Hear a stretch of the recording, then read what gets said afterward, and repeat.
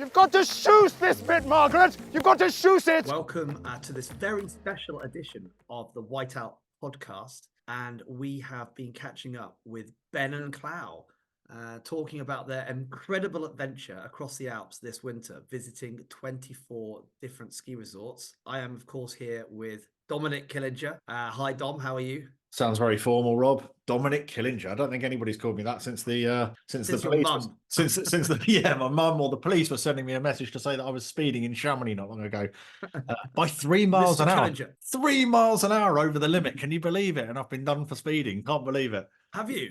Yeah. In Chamonix? Yeah, in Chamonix. Do not speed in Chamonix. I know. But yes, Dominic Killinger here. That's exactly who I am. And we're going to catch up with Ben and Clau doing their 24 in 24, skiing 24 resorts in 7 weeks in 2024.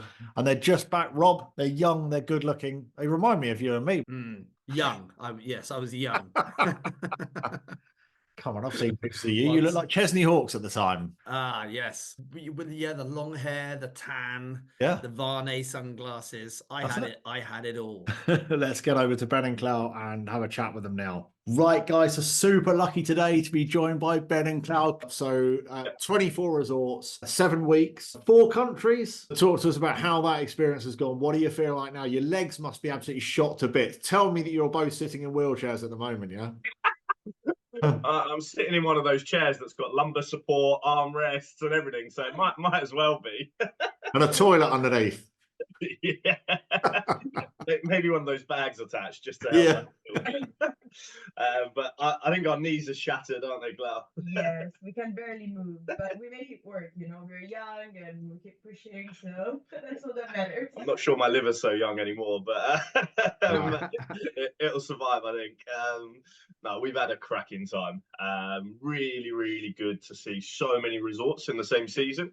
You really get a feel for how one compares to the other, what's good about some cultures compared to difference, because they are massively different. As much as it's ski focused, they have a very different focus on different things in different countries. So it's really nice to observe that. And we'll get into a little bit more of that later, I think. Some of the resorts are just incredible. Yeah. We already picked the one for the season. How many countries have you been? Let's start with the countries now. We started with Italy. We went then into France, Switzerland, Austria, ended up in Italy again. So still 4 hidden. So we did a big old circle. So we started in the Italian Alps to be able to get into the French Alps, went over into Switzerland, around Austria in a big loop, starting in St Anton, Ischgl, and sort of coming all the way around with Saalbach and Kitzbühel and Zellamzee, finishing in Solden before we entered the Dolomites into Livigno, and finished in Madonna di Campiglio and Folgorida, which has been really, really cool. Really enjoyed that. And Clau, so which is your favourite country? Favorite country? Well, I'm Italian, so I have to say it, Not so hard. Ben, you're not Italian though, so you don't have to say Italy. Okay. You know what, Rob? I told all my friends that we met eventually at our last resort in Madonna di Campiglio to do like one big final resort together, that I really loved Austria. I was very surprised because I went to Austria when I was very little, and so it's like I never really experienced it. And I was very, very surprised. So really I just got back from Austria last night. It's a lovely little spot, isn't it? Yeah. Where were you? Oh, this is not about me, Ben. Hang on. No, this is not about me. But I was in Carinthia. That's all I'm going to say, because this is about you.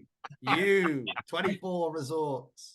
Beautiful. Well, it's one we didn't hit, so we'll have to hear about that at a different time then.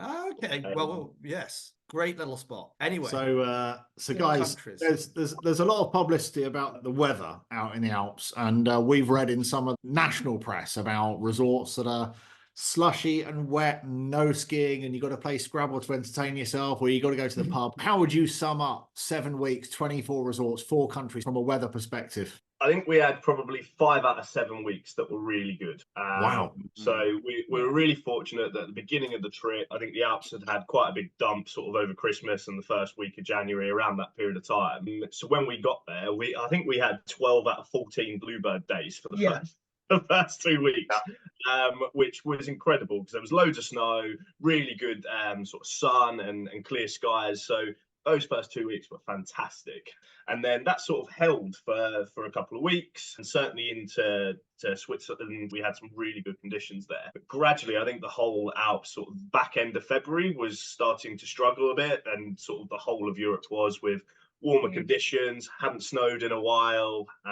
So you were finding at times that sort of midday, 1 o'clock, it was turning to slush. That situation was happening everywhere. Yeah. So it wasn't just one resort problem. So Well, in that worst time, then, was there any point in any ski resort that you had to take your skis off and maybe descend in a lift, or walk?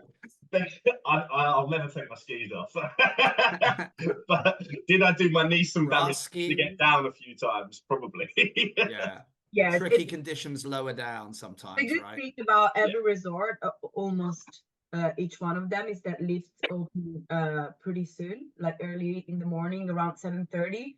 So you can kind of decide, okay, I'm gonna ski from firstly 7:30, 7:45, whatever that is, and then maybe stop a little bit earlier than expected. Like after lunch, you do 1 or 2 slopes, and then you go to uppers. That's what we did. In kind of a lot of resorts. It's interesting you say 5 out of the 7 weeks were really good, and then 2 of the weeks were, a little bit variable, I guess. Yeah, and I mean, the weather's the weather. I mean, if you went to Tenerife for the week, not every day is going to be blazing sunshine. You're going to get cloudy days, and that's what happens, isn't it? The weather is the weather. And that's the point. But this is why some of these resorts are absolutely fantastic, because they've got other things on offer that can really keep you amused and sort of happy on your holiday, because this is a holiday for most people. And to name drop one, Ischgl, their Silvretta Therme that's just been sort of built, I think it's the 3rd season they've been in play now. 2 years ago. Was absolutely incredible. The size of that place is, you will not understand how big it is from the footage that we have taken. It is just enormous for a spa. I've never seen anything like it. You've got a completely one section that is just sauna and wellness. It is only that, and then you've got another section with an indoor pool, an outdoor pool bar. A whole building just for sauna. It was amazing. Wow. I thought when you said there were so many other things to do, judging by your profiles, I thought what you meant was après. Drinking. Just that. A lot of it.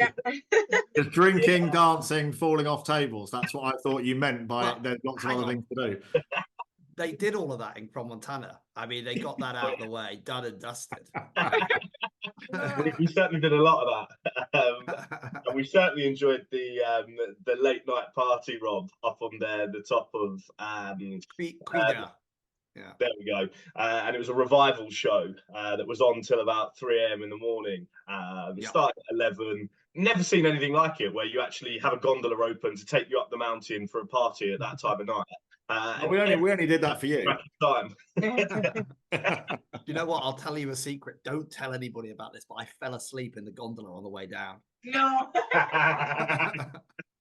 How many people in there? Did you wake up with things drawn on your face? Yeah. That's where he is now. He's still not going out.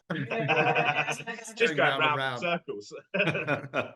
So what would you say, I mean, in terms of particular highlights, what would you say are real standout moments for you? Because there's bound to be those points where you go to take out your camera and you say, you know what, you're never going to capture this, whether it be a bar, a restaurant, a piste, a run, a whatever, or a snow condition or some dumping snow. What are your standout moments? I have one. One when we did the Arikiri in Mayhofen. Okay. The steepest run in Austria, right? 78% gradient, yeah. A very, very steep slope. Well, it's the steepest in Austria for sure. And one of our friends just went down all the way to the end of the first probably 100 meters and got us on camera. And let me tell you that it is a slope for very expert skiers. but everyone just looks like beginners when we are on that slope. So we avoided posting that because we were like, okay, Yeah. it doesn't look that great. That was very, very hard, but we really enjoyed it. It was one of these that it is a challenge, and you're like, okay, I'm gonna do this no matter how, no matter if I fall, and I just slid all the way down. Wow. Or if I make it in one piece, that was a big highlight. I guess it depends on the condition of the slope at the time as well, right? I mean, if it's Yeah. in decent condition, then that's one Yeah. thing. If it's a little bit hard, or that's a challenge for anybody to get down something like that.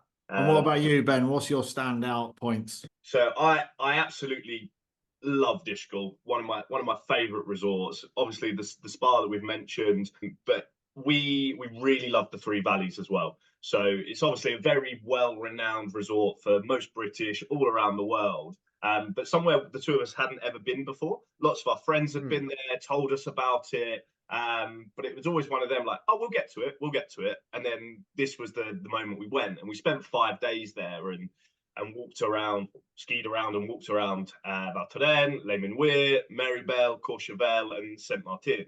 The hotel in St Martin, in the Hotel Logis, was unbelievable. Such a nice place to stay, great spa access, outdoor hot tub overlooking the mountains, and a really quaint village. And we really enjoyed walking around it in the evening. But Valtein is obviously well renowned for its party atmosphere. They're not hiding it. It's one of the USPs that they're looking to sell.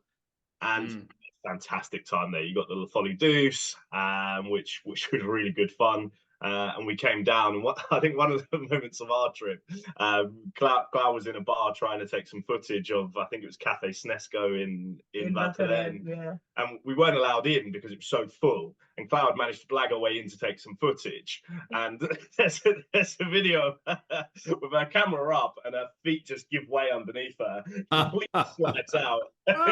She's still got the camera up, and you just see all these men standing over looking at her. Are you all right?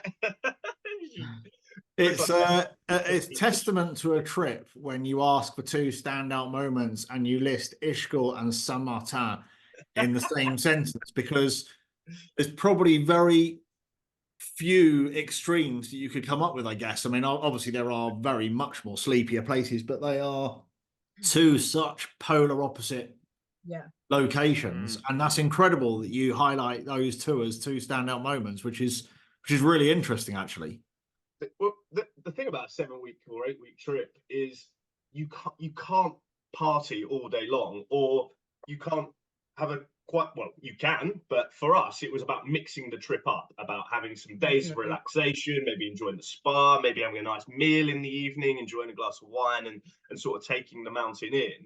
And then also a couple of days of, we're still young, we still like to après, we like to party a bit, and still managing to do that as well. And that's what I think we've realized. There are some resorts that are perfect for like a chilled out couples holiday, or more of a relaxing time, or maybe somewhere you want to go where you've got young kids so you can spend a bit of a quieter time. And there's resorts where I probably wouldn't go if I had young kids, or if I was looking for a quiet time, because that's what some of those resorts are focused on. You know, St Martin, I went there for the first time a couple of weeks ago myself, and I'd never been there before.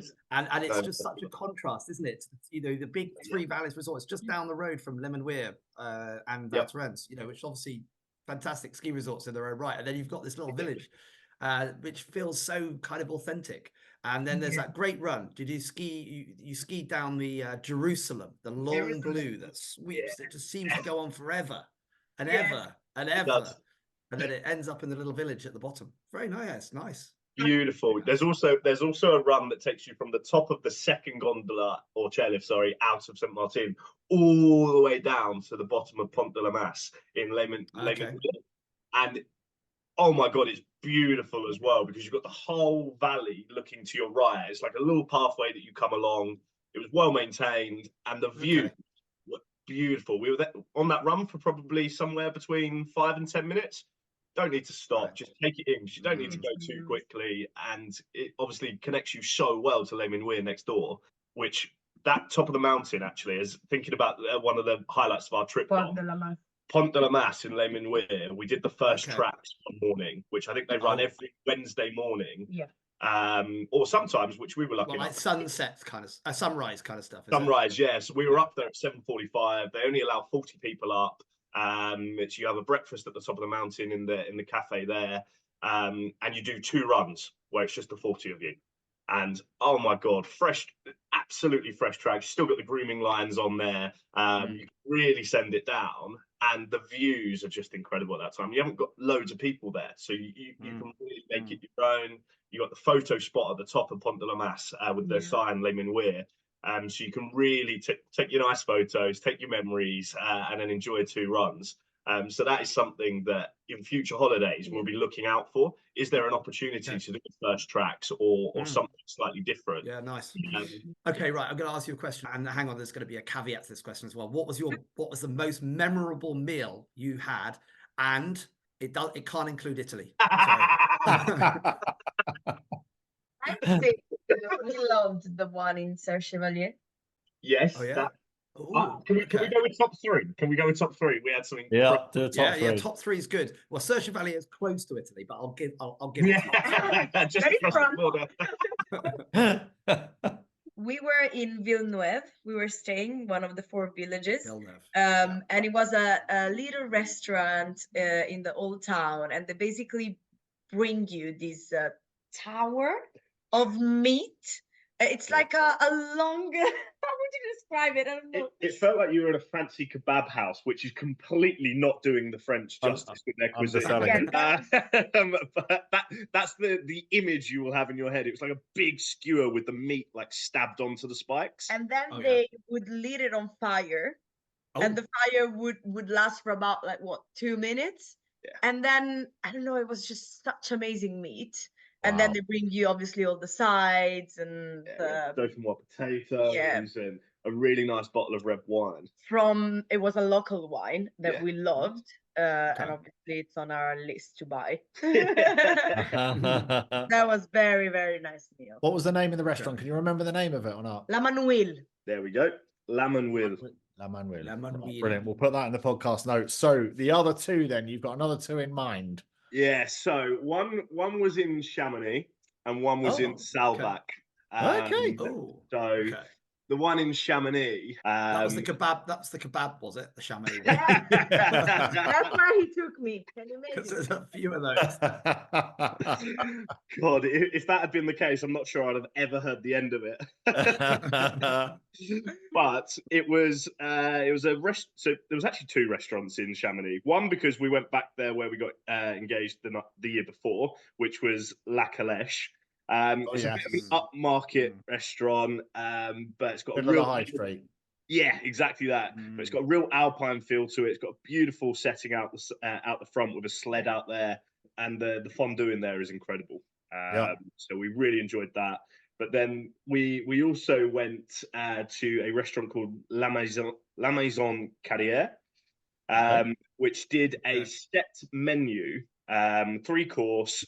I think it was 39 euros, and it was simply spectacular. Yeah. It was in this old farmhouse that had been converted, and it was really, really good. And they are a hotel as well. They have 2 hotels in Chamonix, and that one is more of as Ben said, this farmhouse converted into a livable place. And they did quite gourmet dishes, simple but transformed into a little bit more of a gourmet vibe. We loved it. It was so nice. Yeah, there's some amazing restaurants in Chamonix, isn't there? And also, if you fancy a curry, you can get one of those as well, or a kebab. Okay. I like the sound of that. Next time. And then what about the Salbach one? Salbach, yeah. So we went out just walking around the town of Salbach, and we were like, right, we're going to find a nice spot for dinner tonight. We didn't have a place in mind. It was one of those evenings where we thought we're not going to look on TripAdvisor or review. We're going to go with the feel. We're going to walk around, look at some menus outside. It's a beautiful town to walk around. You've got some really nice hotels. You've got some bars with sort of Alpine outdoor areas with the sort of the furs on the seats and things like that. Really cute to walk around. And and we went in this traditional sort of Austrian Alpine restaurant. I think I just loved it. Really? Yeah. The service was very, very good as well. Yeah. Attention to detail, and the inside was just it looked like a chalet. Yeah. That's kind of what we like when we are up in the mountain, is it?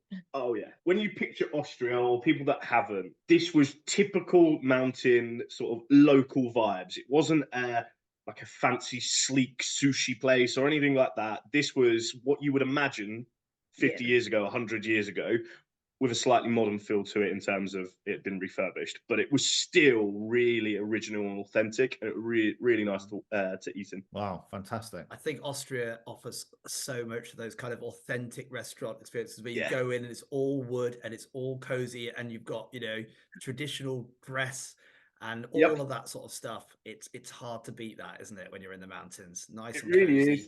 And it feels very homely and like family run. Every restaurant you walk in doesn't feel like a corporate enterprise or anything like that. It's pride and passion of that person that's running the restaurant. And most memorable meal in Italy then, and just don't say all of them. Most memorable meal in Italy. I have it. Go on. Mine was in Madonna di Campiglio. Okay. I thought you were going to say that.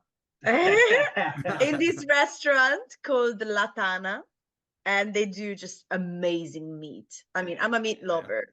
Sorry for all the vegetarians and vegans, but I just love it too much. And they had like probably 10 different cuts that you could pick from.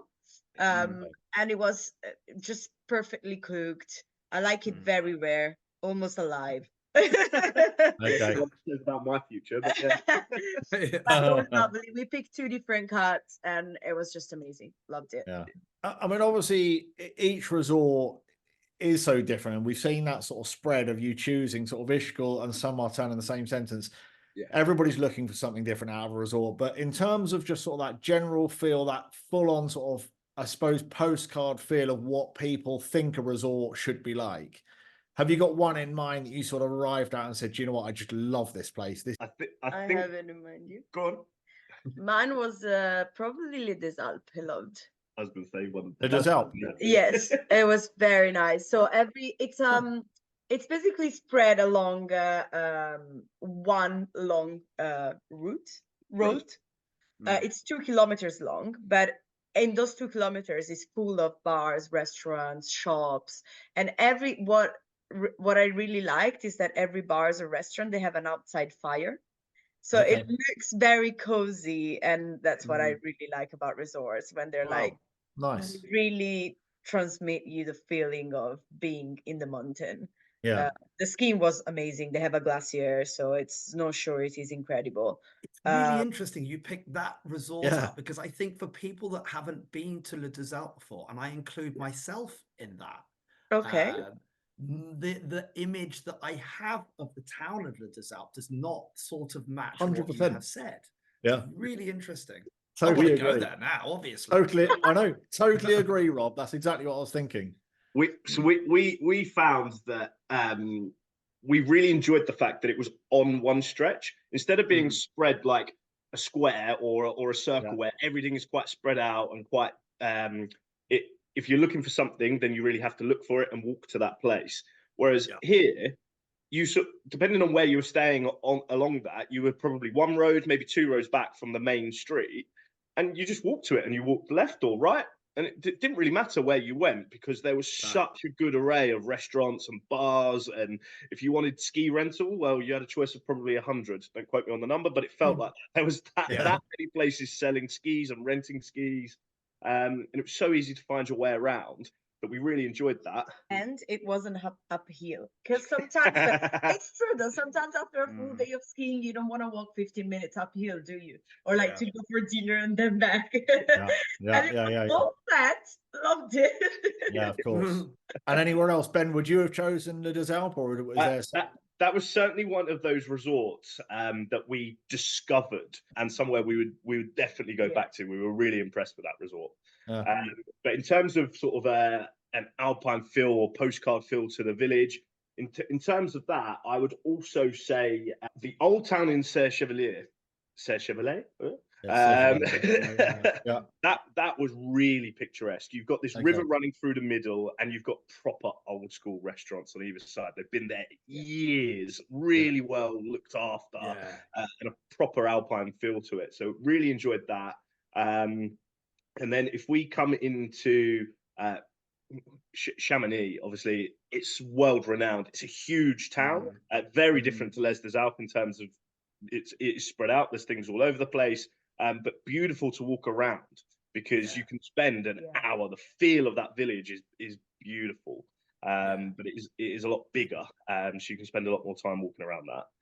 In St Anton, we loved the village and the bus network there. Doesn't matter where you are, doesn't matter how big that town is, because there is a bus stop every 100 meters, and it's so easy to get to. So we were coming back from Apres. It didn't matter if you were up the mountain at Moosfer or Crazy Kangaroo. You just got on the bus and you came back to town. Or the taxis there were reasonably priced. I think it's interesting that spread of places that you have highlighted, you know, that are interesting, and the contrast between someone like Serre Chevalier and Chamonix. Both are amazing places, and I agree the towns are both incredible, aren't they, in their own ways. And now a third one, got to explore des Alpes clearly. So we will definitely be going back there.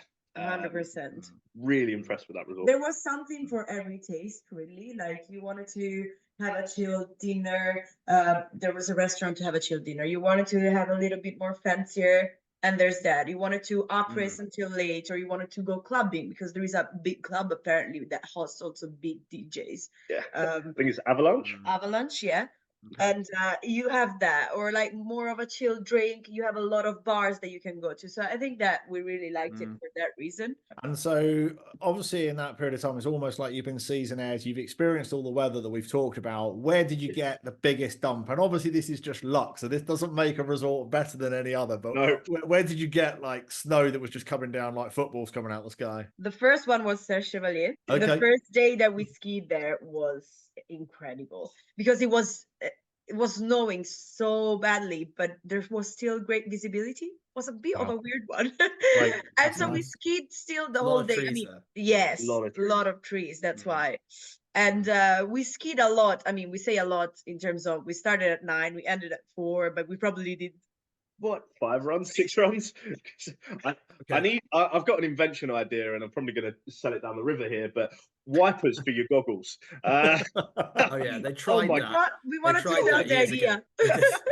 They've tried all sorts of and think they work.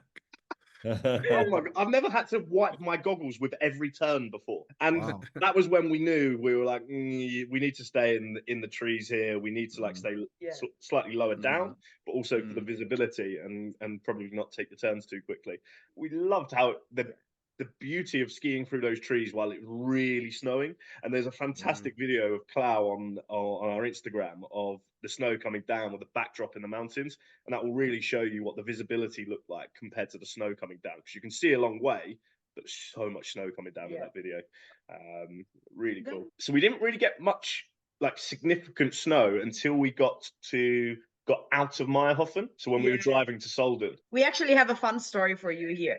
It was snowing so badly, but also in the highway, not only in resorts. So we were driving from Meyerhofen to Solden, and in the highway, cars were going probably 50 miles per hour, like very, very slow, because it was snowing heavily. Like the snowflakes were probably as big as my hand. And then when we arrived in resort, we were staying actually a little bit higher in a small village called Greece. And there was like a 10 minutes way to go there from the resort itself. And we asked a lady, we were like, sorry, do you think it's safe to go up there now? Like, is the road clean? She said, no, absolutely not. Just wait here. Like, you need to wait until tomorrow. We looked at each other, we were like, what do they know? We're gonna go anyways. The local that lives here really knows nothing. Yeah, great idea, guys. Yeah, just head up there. Don't worry, you've got snow tires on. You'll be fine. Bear in mind, this road was similar to Alpe d'Huez. Not as many turns, but a lot of switchbacks.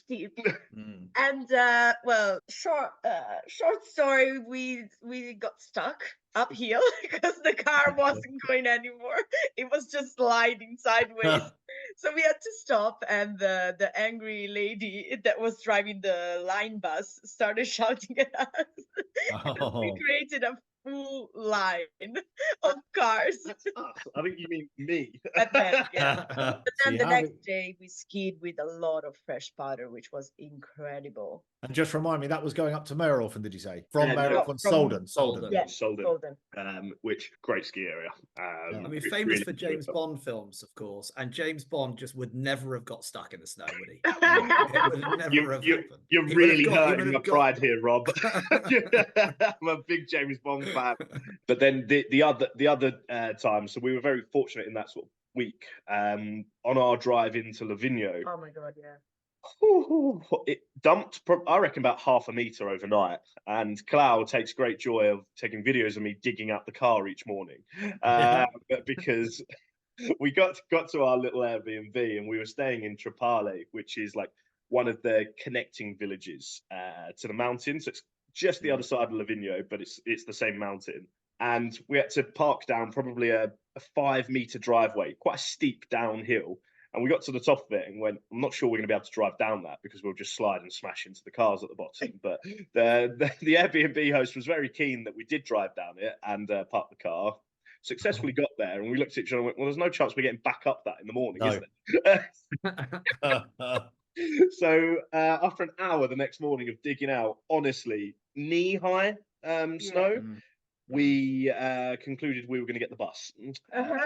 So a great good house. idea. I went to check out Aqua Grande, an enormous, very impressive, had more of a leisure centre feel to it rather than a spa feel to it, if that makes sense. Very kids orientated. They got a pool and a slide area. Fantastic for families. Clau actually went to the gym in there, which was really good. I need some me time. I go to the gym. You go. To Livigno is a tax-free town, famously, isn't it? So did you take advantage of that when you were there? A little bit, yeah. I mean, you can't take Yeah. too much out of Livigno because they do stop you at the border on the way out. We made use of it to the extent that we could. Nice. Sounds good. Enough said. And so the other thing is you stayed in a whole variety of places, from some fairly fantastic places to just regular Airbnb style apartments. Yeah. Thinking about the top end of the scale, let's say I've just got my bonus at work, if anybody's still getting bonuses, but let's say I've just got my bonus at work and I really want to go for it. What was there somewhere that you've stayed and you said, wow, this is pretty spectacular? We probably mentioned it before, and we loved the Logis in St Martin, Okay. France. Wow. That was just incredible. We loved it, absolutely. We also had a balcony with the view on the slope, like right in front of us. So obviously that was a big perk. Yeah.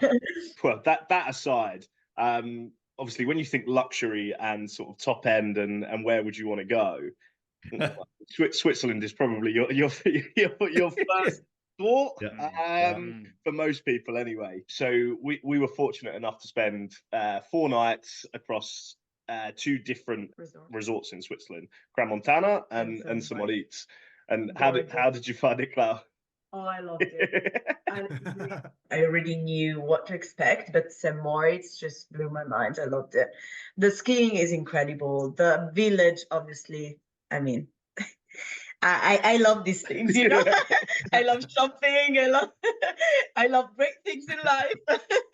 So for me, it was just the best. Just so you know, listeners, we are on a video call at the moment, and Ben's eyes are currently kind of glazing over at that, and the worried look on his face. My life is going to be very expensive as a result of Clau, I think.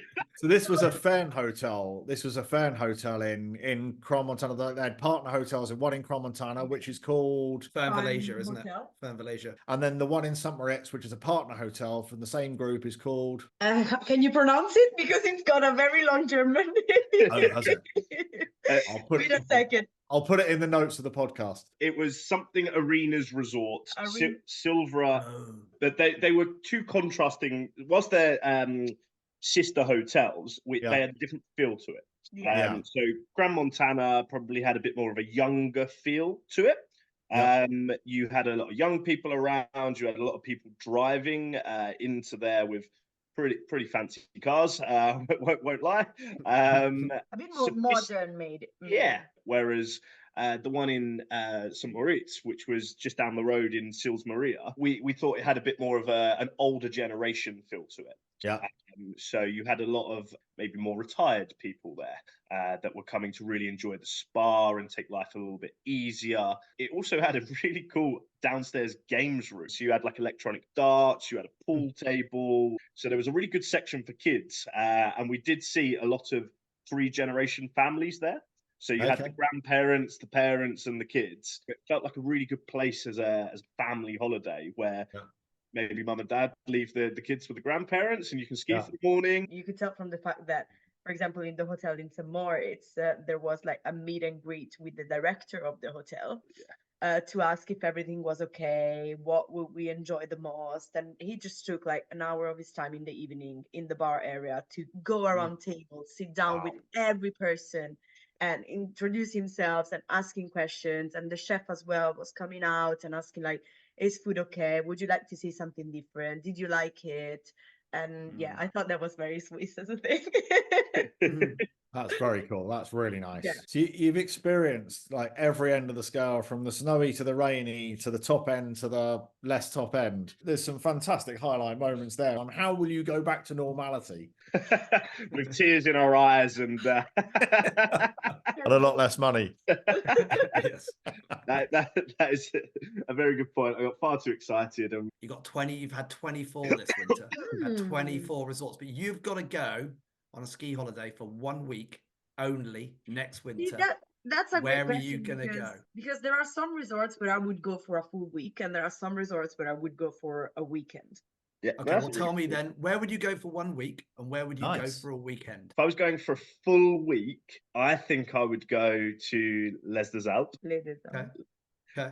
Wow. Because of that range of bars that you've got, restaurants, and the skiing. You're up at 3,600 meters. So we've talked about variability in weather forecasts and things. The snow surety there is fantastic. So if you're banking on a week and things like that, really good chance of having good snow. But I would go also back to probably St. Martin or in Le Three Valleys in general, because you have such a big variety of slopes to cover that you never get bored, really. One day you want to ski Maribel, one day you want to ski Courchevel, one day Maribel was actually very nice. I would go back there definitely. You just never get bored, right? So if you want to be for a full week, you probably want to pick somewhere where it's got a bigger area to ski. Yeah. it also depends on your actual skiing ability, because it's all well and good having a massive area to ski. If you as a group of people going are only a beginner to an intermediate, you don't need an enormous area to ski because you're not going to exactly. So it really depends what you're looking for as a group of skiers. But where I'd go for 3 or 4 days, Ischgl, hands down. It was one of those resorts that we discovered. Like Ischgl isn't massive with the British. It's massive. There's St Anton, its neighbour, just down the road, massive with the British. I really enjoyed Ischgl. The slopes there. One of the things that we've really come to realise is looking at a piste map to decide on whether or not the ski area is for you. Not the greatest thing to do in the world. You really want to hear people about how they found it, because they're very misleading, is what we found. Whereas Ischgl, we found never felt like we were always on a lift, because the runs are quite long and they're so well structured and the infrastructure is so new and quick. You're skiing each run to get into a new area. You're not taking traversing paths to get into a different area. You're really skiing the whole day, even though you're moving around a big area. And you can ski across into Switzerland, into Samnaun, which is beautiful. They've got a river running alongside the path. Nice down there. Really nice. But the après there was top 3, I think we went to, and we were only there for 3 nights. And one night we were just shattered from the skiing, so we were like, right, we're gonna have quite a night this night. So we actually did 4 of their major après bars in one evening, which really, really hurt the next day. But if you, I saw the countdown on the social sites, and I was wondering whether you'd actually get to the fourth one or not. But it was an impressive. It was an impressive undertaking, that's for sure. So Clau, come on, weekend, special weekend. No money is not an object here, and you know where are you gonna go? St. Moritz for the weekend. Okay, so you need to fly in with a private plane into the airport in St. Moritz then, because it's quite a long way from any. No, money's not a problem, right? Stop giving her ideas, Right. Rob. Fly in with a private plane because St. Moritz is not close to any big airport, but you can, of course, fly straight in there in a Yeah, you can. Yeah. I'm from Tuscany, and I drove my whole life to the Dolomites, which is about, depending on which resort you go to, is 6, 7, 8 hours of driving. So for me, driving is not a problem. When he says, "Oh, but it's not close, very close to the airport, aka 1 hour," I say, for me, it's not a problem. Like, you just especially when you've got a helicopter from Zurich to St. Moritz or a private plane, you can just no, fly but into the I airport. really Chamonix, probably, if you don't want to drive too much, because Chamonix is very close to the airport. Yeah. Otherwise, in Austria as well, I would definitely go back to Saalbach, because it's got the ski circus in terms of skiing. I'm still talking skiing wise, because obviously if you go for a weekend, you go there to ski, right? Yep. A lot. And Saalbach has the ski circus, and it's incredible ski area, and we tried to finish it, so we actually didn't manage to. What, in a day? Yeah, so I think you have to 32 or 33 lifts. It's hard. It's a long way. They reckon it takes you 7 hours if you're a good intermediate skier. I would consider ourselves good intermediate skiers. My knee's probably a 80-year-old man by that point of the trip. So they just couldn't hack it. I think we got to lift 20, 21, something like that, at about 1:30, 2 o'clock, and we looked at it and went, if we really pushed on, we'd still make it, but I'm not sure our knees are going to hack It's a that. tall order to do that area in a day for any Yeah. ability level, because there's so many lifts. So Guys, it's fantastic to hear all of this detail on these trips. What we're planning to do, just for the listener's sake, is we're going to do a series of 3 or 4 episodes where we're going to nail down into each resort that you've been to. We're going to do that in a few weeks' time and probably launch that ready for next season, so that everybody gets a much better flavour for every resort that you've been to. I know that we don't want to hold you back any longer, because you're mid-packing to go off somewhere far sunnier than some of the places that you've just been to. a little bit of sun. Maybe we can do some sand skiing. Who knows? Maybe you can do some sand skiing. Yeah, absolutely. We wish you safe travels on your next trip. Thanks very much for coming on today. It's been absolutely brilliant to hear some of the advice that you've offered today. It's absolutely invaluable. You are certainly very valuable assets to a lot of your friends who want to go skiing now, for sure. We'd like to think so, but we had a fantastic time. So we've really loved it, and been great working with you guys. So we look forward to it. Great stuff. Safe travels, and thanks very much for joining us. See you later, guys. To the bit. Thanks. Bye. Thanks, Ben. Thanks, Clau. I mean, what an incredible trip. I mean, I don't have many regrets in life, but I am looking back with a bit of FOMO, thinking, wow, I wish I'd have done something like that. You know, when you look at the history of skiing journalism, going back maybe 30 to 40 years, and some of the sort of things that used to be done back in the day, right, that probably haven't happened more recently. I'm just harking back to things like, when Arnie Wilson went around the world and skied all these different resorts, but that wouldn't happen today. But what Ben and Clau have done have kind of just done that. Modern day in the version. Alps. Yeah. Modern day version. And they've gone and they've found out so much about those places when they've been there. And now they can talk about them in a different way. We're in a different era now.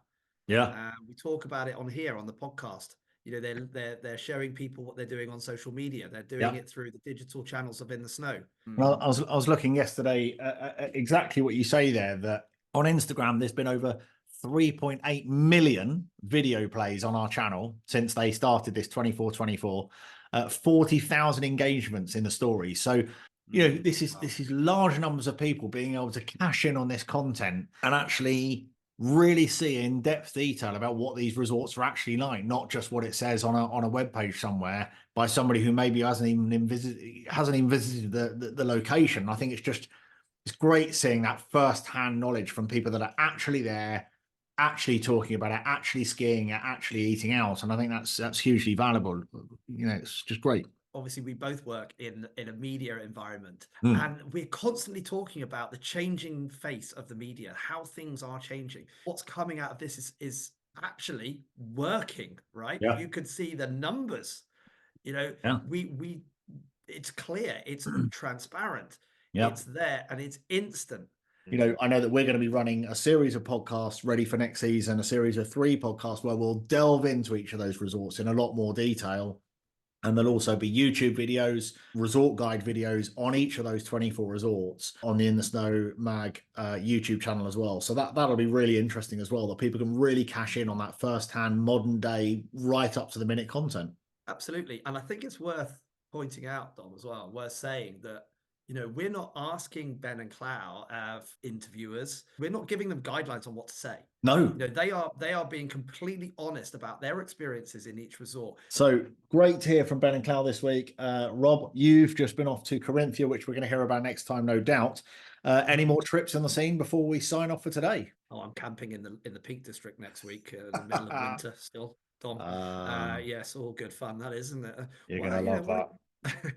I am visiting Teen the week after as well for a couple of days. I've got to head in there for a quick in and out, you know. Very good. And yeah, looking forward to that, because there's absolutely stacks of snow in the Alps right now, above 1,800 meters, and it's really, really fantastic conditions. In some of those resorts right now in the French, Swiss Alps and into Austria as well. Sounds great. Rob, have safe journeys, have good camping. I hope you enjoy that. I'm sure we'll be covering that in some of our more spring-like episodes. Let's hope you get a warm enough weekend that you don't freeze overnight. In the meantime, good luck to Ben and Clau on their travels, and listeners, don't forget to leave a review for us.